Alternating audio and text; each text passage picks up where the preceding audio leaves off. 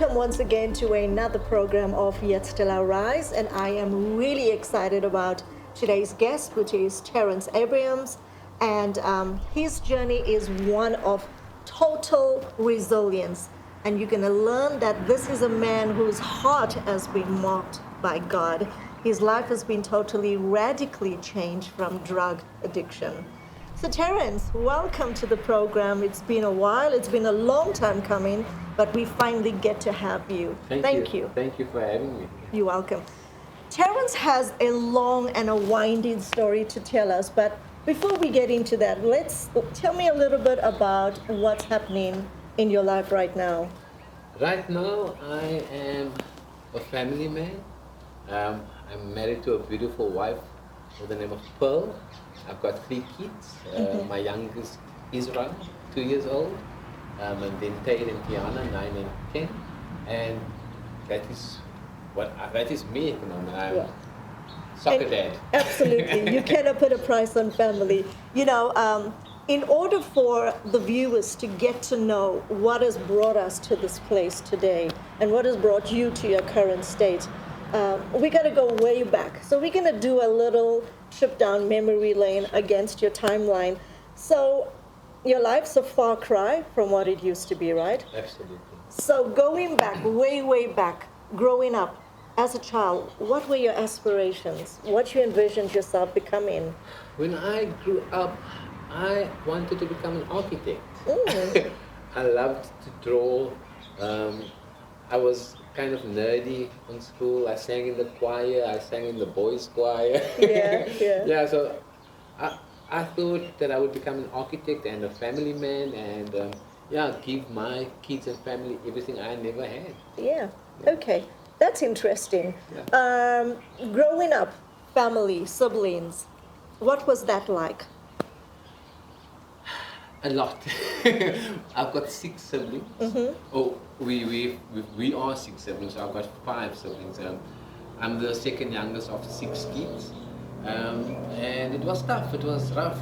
My father abandoned us when I was nearly 5 years old. Left my mom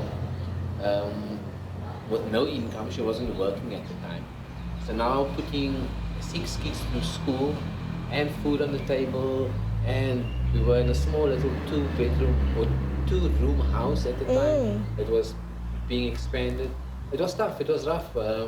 We grew up really poor. And when I say poor, people that know, but poverty there's a smell to it. Yeah. No, I agree with you. It has a smell to it. And that is how we grew up. And so it was rough, but we were showered with love from my mother, in her the best way that she could, because she had to be mother and father. And then as siblings, we did what kids did. We fought, we cried, we laughed. A lot of the time, we didn't know that we were as poor as what we were. Because there was always something to eat. We knew we lacked, but we never really knew the extent of it. Looking back, it was. And love was in abundance. Absolutely. And that kind of sufficed for everything else. Absolutely. Yeah. So you mentioned about your dad abandoning you at the age of 5. What was that like? What kind of emotion does that conjure up for you? At the time, I thought I was okay. We suppressed stuff so in our own ways. But then I went on this journey of seeking. I didn't realize I had this void. I had this void that he left when he left. So I tried to fill it with everything, hence me being in the choir and in the boys' choir and soccer and cricket and tennis and swimming and music. I'm a classically trained trombonist. Wow. So I was always trying to fill this hole with different things. So it also left this deep sense of belonging, and also a very deep sense of abandonment. So I would stay in unhealthy relationships just to have that sense of belonging, right, and not to want to be abandoned again. I didn't realize, but it left lots of different types of scars. Yeah, so it was, yeah, And the scary thing about that is it surfaces at different stages in your life, right? yeah, I know that you talk about dad having a very violent temper against mom and being yeah, very abusive, and you saw that firsthand. yeah. Talk us through that a little bit. So, uh, I've got really big hands. And I always say I've got these big hands because my mom always had my one hand and my father my other hand while they were fighting. And then it was pots and pans and whatever they could get, the heater, the iron, whatever they could get. It was always, they were always beating each other up. Well, mainly my dad, my mom, with me in the middle. And so I witnessed all of this. My father used to, not when he wasn't there, he used to break into our house and kind of snatch me or steal me and let me drive with him wherever. And but after my mom was, after he would beat up my mom while she was bleeding, my job as at that time I was the youngest. I needed to comb her hair. I needed to lay next to her and comb her hair while she was crying with a blue eye and blood and whatever. I think it was some way of, some sort of comfort to her. And then she would, yeah, cry herself to sleep. So that was my job. And you know, it was kind of normal. It became the norm, like so many things do, which is not supposed to be that way. Seeing dad abuse mom in the way that he did you at any given time feel anger and remorse towards him? Absolutely. He, yeah, he taught me how not to be a dad. You know, and it's, I wanted nothing to do with him. I didn't want to become anything like him. So yes, I even at some point hated him because of everything he had done to all of us. So yeah, he left us with deep-rooted scars. And and something you mentioned earlier, that it manifests in different ways. Sometimes things manifest, but we don't know where it comes from. We think, or our families like to say it's the wrong friends or peer pressure or whatever. But sometimes it's deep-rooted things that we're not even aware of that's actually manifesting or because of deep-rooted things. Yeah. So yeah. Absolutely. Okay, I just want to zoom in a little on your mom. Being a single mom, rearing 6 kids, no one at home at that time earned a salary. There was no way of income. How did mom cope with, well, obviously you cannot get to the background of what her emotional state was, but she kind of vented it out in certain ways. What was the atmosphere at home at that time and the sacrifices that mom had to make? A lot of the time the atmosphere was really, really unpleasant because my mother was also deeply hurt. So she would be ranting and raving every day about what he had done to her. You know, so there was really good moments as well, but the atmosphere most of the time was just unbearable.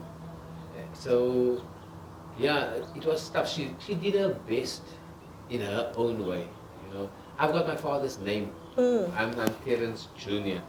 And I believe that she used to beat me because I had his name, or that she had said so many things because I think every time she had to call me, the name would trigger something, or because she had to mention his name. And I mean, in hindsight, realized it's because of her hurt. At the time, I thought it was because of her hate towards me, or that she was upset with me. Right. You know, being a child, that is what you think. You don't know any better. But as I grew up and became more mature, and as I started dealing with my issues, I realized, but you know, there's 6 other siblings and my mom, or 5 other siblings and my mom, that has their own stories, like I do, with regards to what they experienced in this whole situation. And I never used to look at it that way. So, so yeah, in hindsight, I realized it was just because of her hurt. Terence, in retrospect, knowing now what you didn't know then about mom and a strength and a resilience, how do you feel about the sacrifices that she made as a mom, a single mom, even in the efforts of putting food on the table? How did you guys survive those horrible lean times in your lives? Well, I have absolute admiration for her. I mean, if I look at having to raise my 3 kids and just supporting them, yeah, I have no idea how she did it, how she did what she had.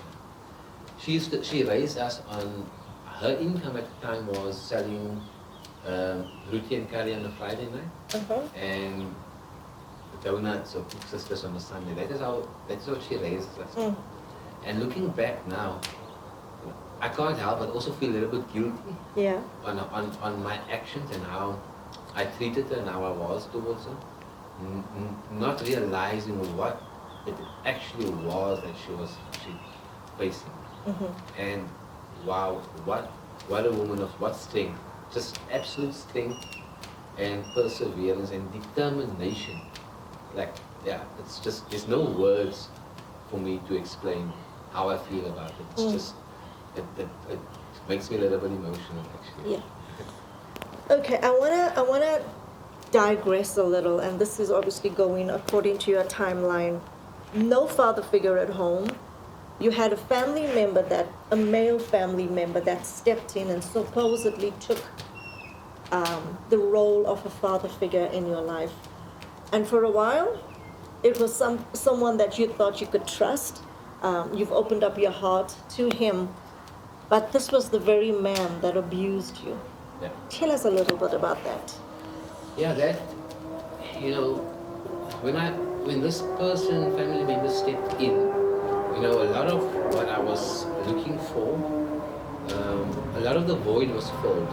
Because he's the guy that taught me how to drive a car, took me fishing, all these things that my father was supposed to do. But he was also the guy that molested me. And that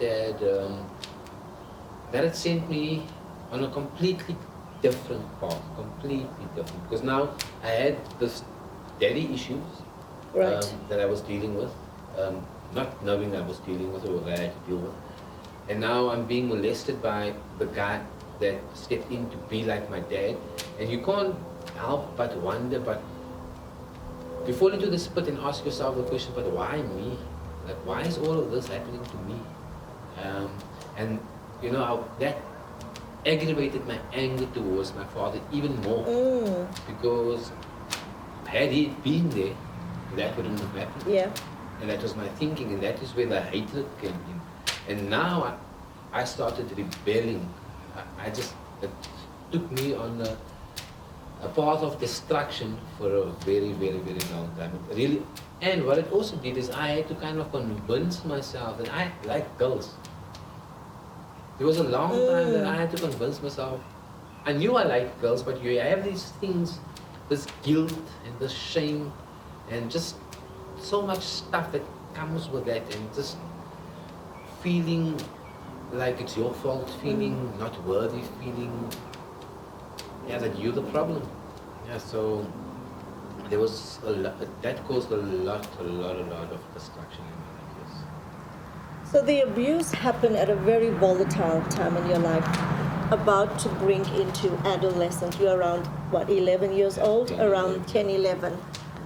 What impact did this actual deed have on you mentally, emotionally, as an adolescent? According to me at the time, not much. You know, at the time, I didn't think it had a big effect. I was just left with a lot of questions, a lot of hurt, a lot of anger. But I didn't think that there was issues that I needed to deal with. I thought I was okay. But this is exactly what I meant with, and then I started rebelling, just thinking it's normal stuff that I'm going through, but It came from that. But this is all in hindsight, because in that moment, you, as a child, you don't really know. Right. Or let me speak for myself, I didn't really know. Okay. So let's talk about the area leading up to your first experience to drugs. Tell us about that.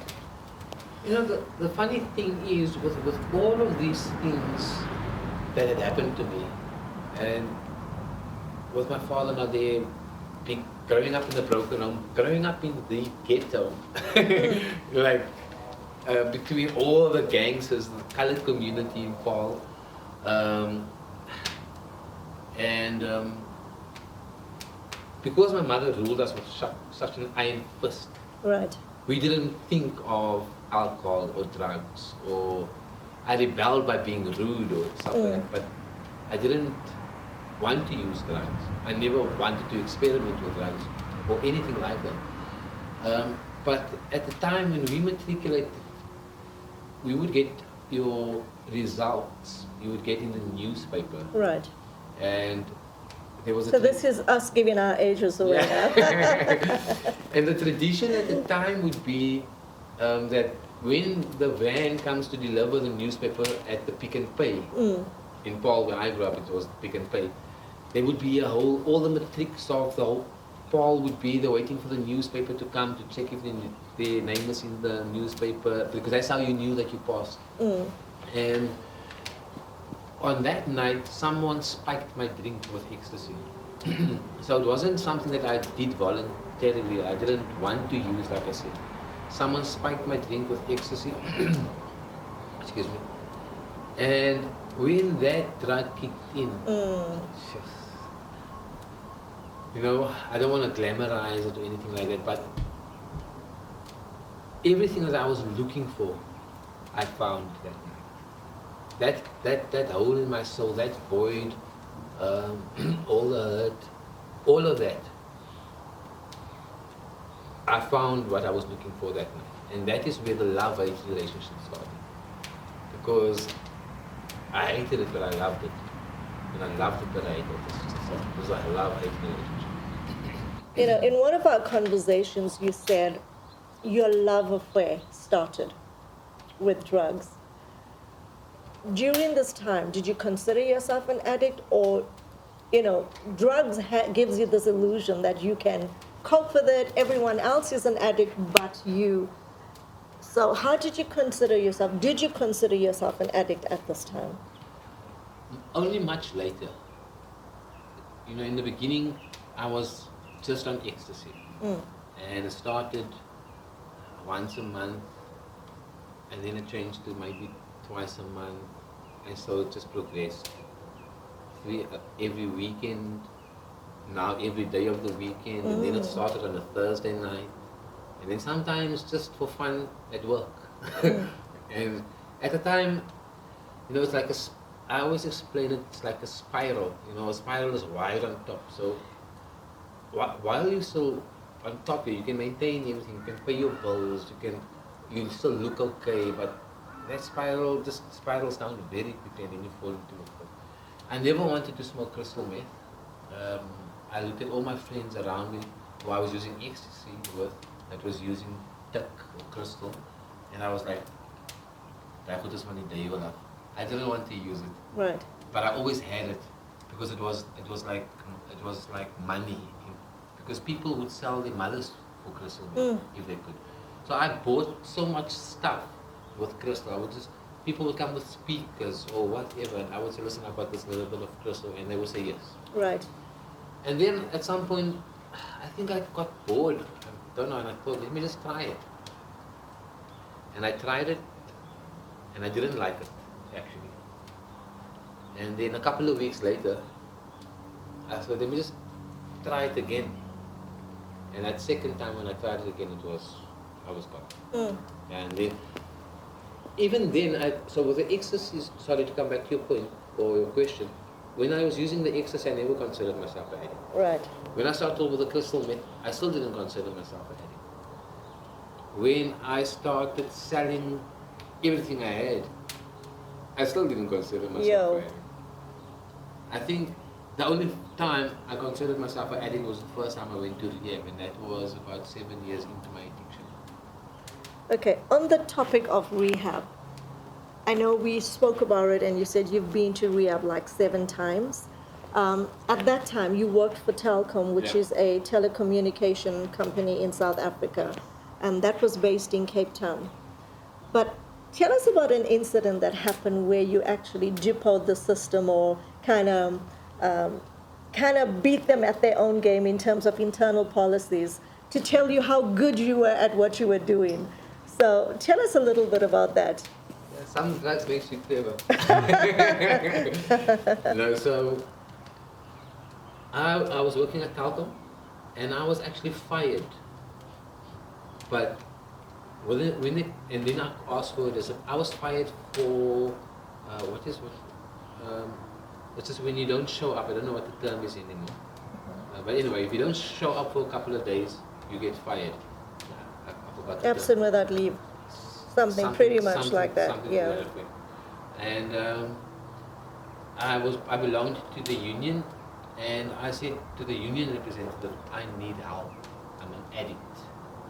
And I know one of the company policies was that if one of the workers were to admit that they need help, they need to first give him help before just dismissing him off service. And that is actually how I landed in my first year. It was to save my job. Right. And it was purely because I knew that they had this policy in place. So when the union reps, I mean, you know how the big noise they can make. Yeah. And then I was rehired and sent to rehab. And after that rehab, I actually stayed clean for almost 4 years. Okay. So at any given day, what was the quantity of crystal meth being used or taken or administered? Sure. I'm an extremist. I don't do things in a half measure. I'm an all-in type of person. I'm a cyclist now, and I'm all in. So whenever I do something, I go all in. And it was the same with drugs. Right. I was all in, and so much so that I lost everything more than once. But yeah, if I didn't have at least a gram or 2 grams, I wouldn't smoke because it would just make me crazy. So my tolerance became so high. When the guys that I smoked with, when they had enough, I was only starting. Yo. Yeah, so, but like I said, I take things to the extreme. So there was big quantities involved. I had accounts with drug dealers. I was blowing lot. Yeah, there's so much that I did. Yeah. But yeah, there was huge quantities. I know I'm going back a bit, but there was a story that you relayed to me that you would be away from home for weeks at a time. Yeah. And lo and behold, the day that you do decide randomly to come home, and it's like a wee hours of the morning, your mom is standing at the door waiting for you. Yeah. What kind of feelings does that conjure up in you now? You know, when I speak about it nowadays, I don't cry anymore. I couldn't speak about it without shedding a tear. You know, because I would stay away from home for weeks on end, sometimes a month. And then I would basically go home for just clean clothes. And every time I would go home, and I'm talking about 3:30 in the morning, 3 o'clock in the morning, 2 o'clock in the morning, my mother would be standing over that half door or barn door, whatever you call it, waiting. And I used to think she's psychic. I used to think somebody told her I'm on my well. That's why she's standing there. But I didn't realize that she stood by that door every night when I wasn't there, until the sun would come up, and then she would go to bed. So yeah, it does make me emotional. I think I've apologized to her for that and asked forgiveness many a times. It still does trigger a little bit of emotion, But I'm a little bit stronger now, I don't cry so Yeah, much. okay. But like I said, I used to cry about it all the time. So Terence, let's fast track a little.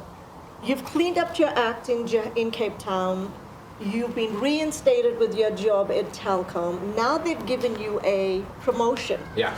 And this promotion takes you to another province, which is Johannesburg, Yeah. okay? About, 1,200 k's away from Cape Town? And here you are, you're doing really good, life's good, you're running an entire division, or should I say a department, and you actually could dictate the pace in your life now. What happened in the midst of all of that? What started to happen to you? Nothing started to happen to me. I was just not done using. Ah, And I knew that. I thought I could handle my things. And you always compare yourself to other people. And you always say, but check how that one looks and check how that one looks and whatever. And initially when I went into rehab, I just did it to save my job. I didn't do it because I wanted to stop. And I think that is the crux of that. In my mind, I always knew I'm going to pick up something somewhere again. And it so happened that it happened up in Joburg. right. And I relapsed on crack cocaine. Yeah. And within a month, I was back in rehab. Yeah. I smoked out. I got in a bursary and I smoked out the entire bursary, about 60,000 rand.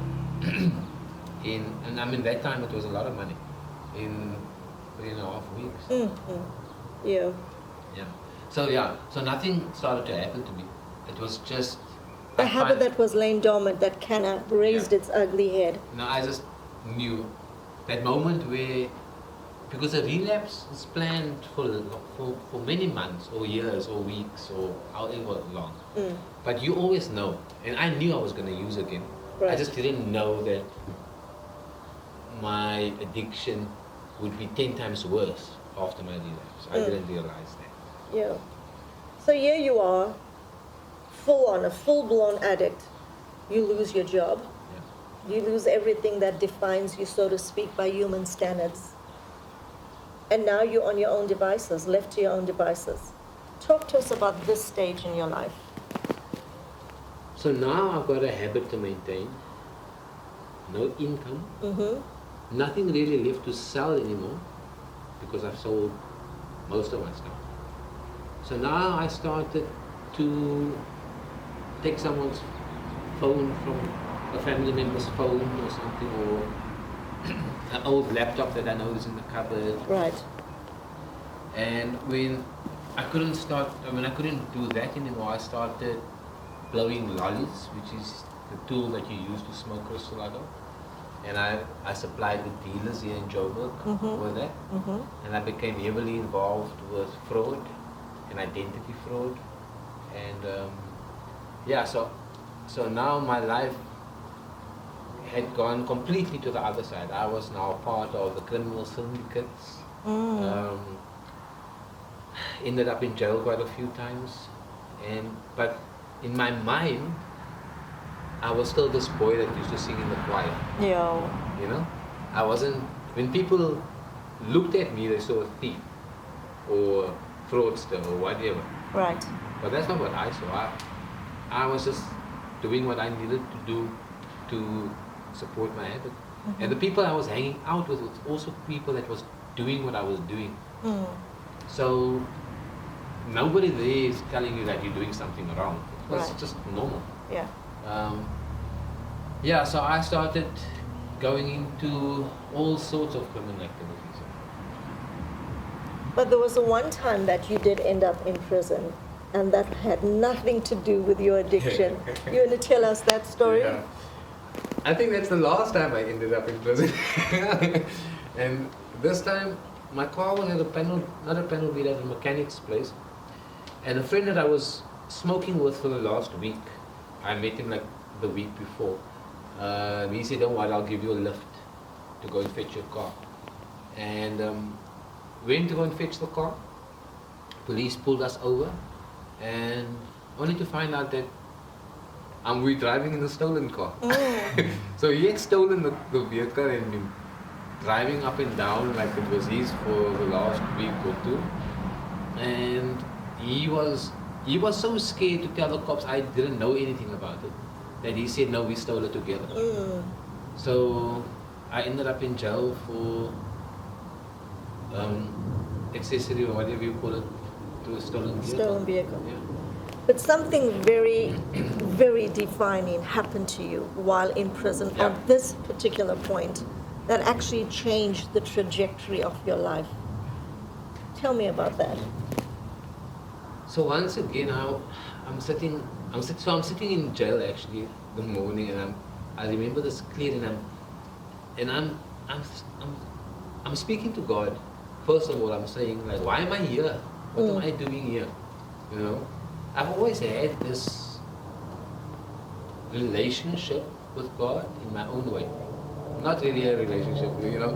It was just prayers for stuff or prayers to keep me safe. Or God, please don't let him shoot me now. Because if I must tell you how many times they've shot at me, how many guns I've had in my face. There's so much other stories I have shared it with you about those murders. And Yes. anyway, that's off the point. In jail, so I'm saying, what am I doing here? And that night when we go to bed, or whatever you call it, I witnessed how they raped a guy opposite me. And there was such that witnessing that took me back to being 11 years old. It took me back, and I experienced that trauma for the first time. That all of that trauma manifested, and I realized, you know, when you are crying and you are scared. I don't know if you've ever cried like this. You're scared you're gonna suffocate on your own tears and snot. That is how I was crying, and I need to tell you this, and it's very graphic, I hope you don't mind. So the sponges that you sleep on is like this size. It's about this width of this bed, but it's a sponge. And then there's a small little gap here, and then there's another sponge, and there's a small little gap here, and there's another sponge. And I turned, and I'm crying, trying not to drown in my own tears. I turned to my left, and this guy, he's in for a double murder. He looks me in the eye and he says to me, don't worry, it will be okay. This is while they are raping a guy opposite me. And when I turned to the other side, this guy was sitting here masturbating while watching how a guy is being raped. And I started to pray. And initially I just wanted God to keep me safe for that night and just to take me through the night so I can survive the night, because this is right opposite me. It's a meter, not even 2 meters, a meter and a half away from where this is happening. And the interesting thing that happened is, as I was praying to stay safe and to be for angels' protection and stuff like this, I started forgiving people. I started forgiving my father that abandoned us. My prayer led. So the Holy Spirit must have ministered or taken over that, because that wasn't the plan. I never wanted to forgive anybody, anyway. Right. I started forgiving my father that abandoned us. I started forgiving my mom, who I thought used to beat me because I got my father's name. I forgave the guy that molested me. And then the weirdest thing happened. The weirdest thing all that day was God had led me to forgive myself. Wow. And I prayed for forgiveness. And that's all I can remember. And then waking up the next morning. Wow. And that got you through that situation. But I just want to interject and just let people that are watching know that when God has a hand on your life and He's marked your heart, which He has marked all of our hearts, that He will meet us at the point of our need. He comes to us. You never in your wildest dreams anticipated, or did you play it in your mind that, hey, this is going to be the day that I'm going to forgive, and it's going to be a vital part. But it was the Holy Spirit ministering to you in your point of need at that point in your life. And that is what is so sovereign about God, that He comes to you in your state of mess, and He sees you way beyond all of your faults, and He sees the need of how much you need to have Him in your life, in His life, or you in His life. And that is the saving grace of who our God is. Yeah.